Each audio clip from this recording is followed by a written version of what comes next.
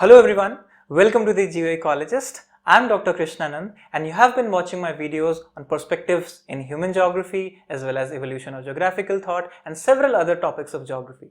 In today's session, we are going to talk about this interesting concept of the changing concept of the space in geography and the changing philosophy of the subject of geography itself.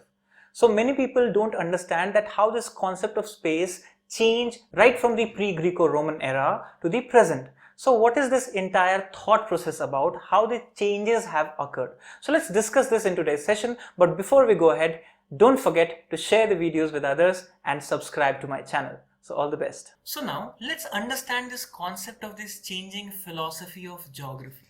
Now let's understand what is the philosophy of geography. It is just space and time framework, right? So that is the basic building block. What we say philosophy, the falsafa, the nichor, right? The completeness on the basis of what this subject exists, the existence itself. So space and time is the basic important part of the geography, and in space what we learn is location, site, situation, association, interaction, and so many factors that we have studied through various approaches in geography, right? So what is happening is that this concept of space itself in geography has been changing right from its inception in the ancient or pre-Greco-Roman time to present. But how is it that we can understand it in a simple way? So what we need to understand is this changing concept of space in geography in a very simplistic way. So what was the traditional thought of this space? What was that? That spaces are absolute. That is what we say, and either relative. So absolute spaces basically meant what? It meant that these spaces are mappable. These are actually rational. These have fixed locations, right?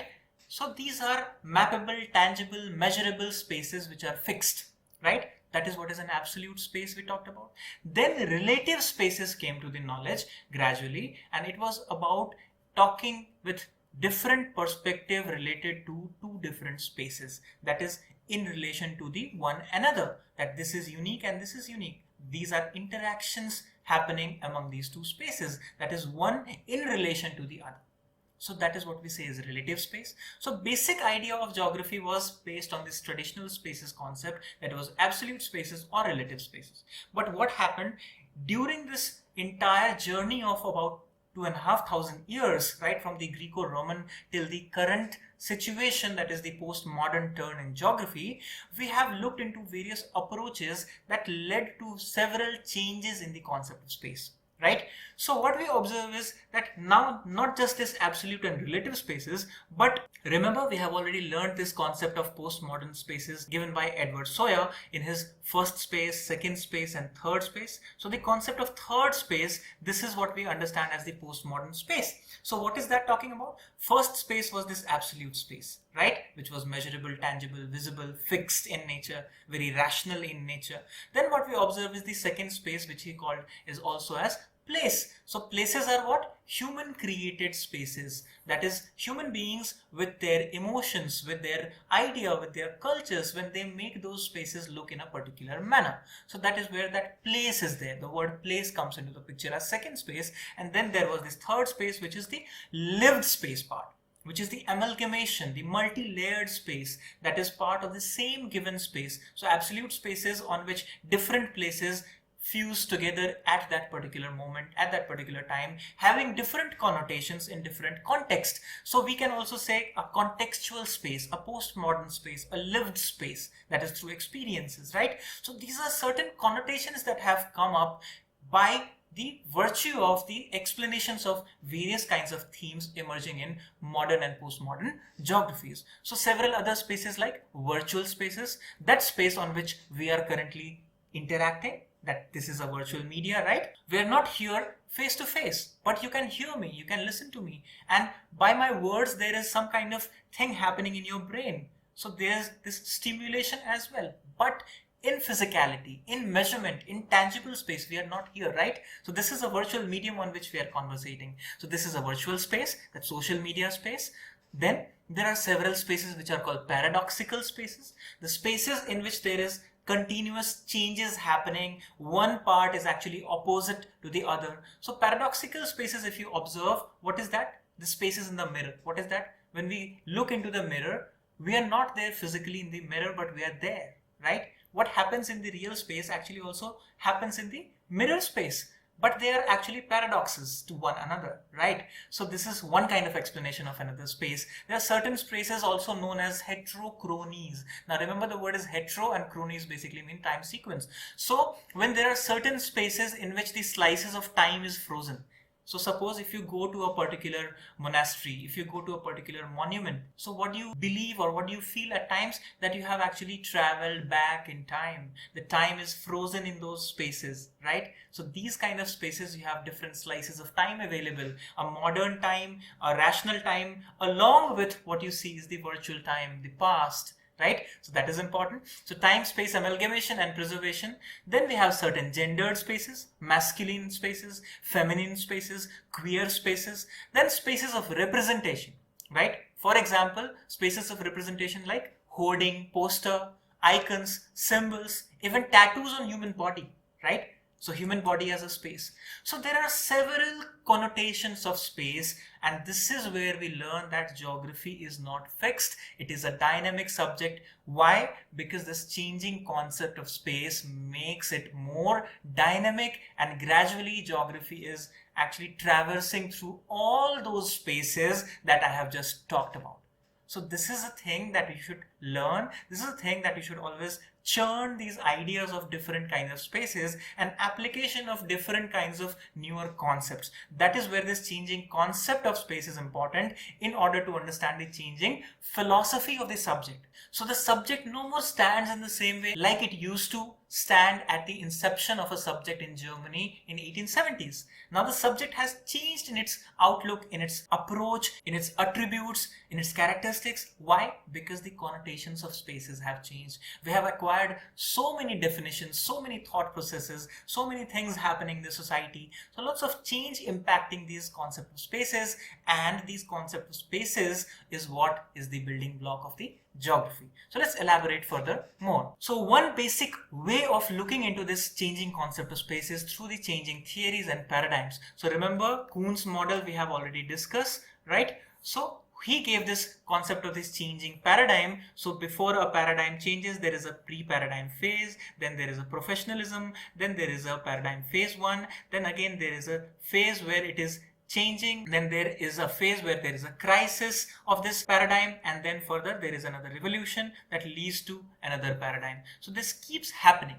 It means change is the only constant. So when we study geography through these theories and paradigms, what we observe, there has been a change which has been constantly observed throughout geographical thought from prehistoric till current era. So that is important to understand, that these changes are there in terms of the paradigms. And what is paradigm made of? These theories. So theories are the building blocks of these paradigms. Remember the concept of umbrella that I said? An umbrella is a paradigm under which there are several important individuals, and these individuals are these theories, and these theories make this umbrella, what is say is paradigm. So all these theories, like for example we say single centric models. So single centric models like Burgess' ring model, central place theory, von Thunen's agricultural theory, right? Industrial location theory. These are all single centric concept, a single center and its periphery, right? So what is this? This is under the same kind of paradigm, all these theories, where a city is about a center and its periphery only. That is where urban characteristic, urban internal structure of the cities we study, right? Apart from that, there is an entire shift in the positionality of nature and human being. Remember, geography is the study of simplistically understanding nature and human interaction, right? That's how we say. So what has happened? Earlier, all these theories, all the paradigms was nature centric. But what happened? It shifted its center to human. So it became anthropocentric, right? Humanistic geography, human geography. So right from coming from the paradigms of environmental determinism, we came to what? Spatial analysis, system analysis, humanistic geography, postmodern theories, and where human being is in the center. So this is how we have come across through ages. That is how this philosophy of this subject has actually progressed. So that is important. So this is another important flow diagram in which you can observe the paradigm shifts in geography. For details of this paradigm shift in geography, you can look into the video that I've already made on paradigm shifts in geography. So right from the cosmological, chorological paradigm to this lived world, to this particular world where welfare, disparity, all these things are important. So you observe regionalism, then you have humanism, you have Marxism, you have spatial analysis, right? So see different kinds of paradigms and different kinds of association of different scientists, theorists, who describe spaces in different ways. This is how we have progressed. So that is important in terms of the understanding of paradigm shifts in geography. Now let's understand this changing concept of spaces and paradigm shift from the perspective of this great scholar R.J. Johnston. He talked about these 6 important geographical paradigms in this sequence. So first was the phase where exploration went. That was the basic paradigm of gaining knowledge. That was important. Then there was this environmental determinism where supremacy was about nature supreme, right? Then came this regionalism where we started looking into regional patterns and processes where human beings started having these impacts on the changes, right?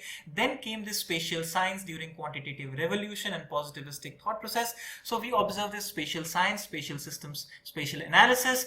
Then what we observe is this behavioralism that was important, that is human behavior that became important. Then radicalism, structuralism, looking into various aspects of the society, their hierarchy, power relationships, then furthermore spaces and its definitions. So this is one way of actually looking into how the concept of space has changed, and that's where this disciplinary matrices, as he says, is important. That's how geography as a discipline has evolved through these concepts, through this concept of spaces that have changed. So the last segment of today's session is this future of geography. Now many people have this question that what should we write under future of geography? What is the future of geography as a subject? Now remember, if you want to understand future of geography, you must understand what is the present and what was the past. Then you can actually try and guess, because future is unpredictable. So what will be the answer of future? It will also depend upon what is the present. So what is the present situation? If you observe, this is the remote sensing in GIS, the modern methodological changes that we see in geography as a discipline. That is where these remote sensing GIS becomes important. Then multi-layered truth analysis, that is meta-narratives creations, right? Basically means that there is no single truth, contextual analysis of the phenomena. So that is where multi-layered analysis is important. Meta-narratives basically mean what? Narratives of the given narratives, already existing narratives. So that is where newer theories are being built, which are called meta-theories. Then newer developments in science and technology will definitely aid the technological advancement or the methodological changes based on those technologies that are obviously there. So for example, the advent of drone technology, right? So drone has significantly changed this looking into this land use and land cover through satellite images, right? So that is one important thing. Then societal changes. Remember, in different parts of the world, there are different things happening in all societies, right from the positives to the negatives, right from the developmental aspect to the crime, to the irregularities. So many societal changes are happening. So if there is a space and there is a society on which changes are happening, it means there is a change in spatial patterns and processes, which is the building block of geography. So there also there is a change, and in future it will again be changing the concepts. Then environmental changes, which are most prominent, climate change, which is part of every narrative these days everywhere, right? So environmental changes are going to be another important aspects in terms of the future geography. So if you want to understand future of geography, you must understand these 5 important things that are listed here in order to predict, or some kind of prediction what you want to make, that where will geography go. So as a discipline, geography is going to grow in these sectors or segments only, using the mechanisms or newer methodologies and actually giving impetus to this change in terms of research and academics. So answer lies in the present research and academic practice. So what we practice today will make the future tomorrow. So remember, this future of geography is nothing but the practices in geography that are actually happening today, which will be the building blocks of future, that is tomorrow. So now, I hope that you understand this entire change of the concept of space in geography, its important connotations, important nuances of the changes of spaces, various names that we have discussed, and how this entire philosophy of the subject is changing and what is going to be the future of geography. So for more geography videos, stay tuned, keep subscribed, and please share the videos to more and more people around you. So all my best wishes, take care.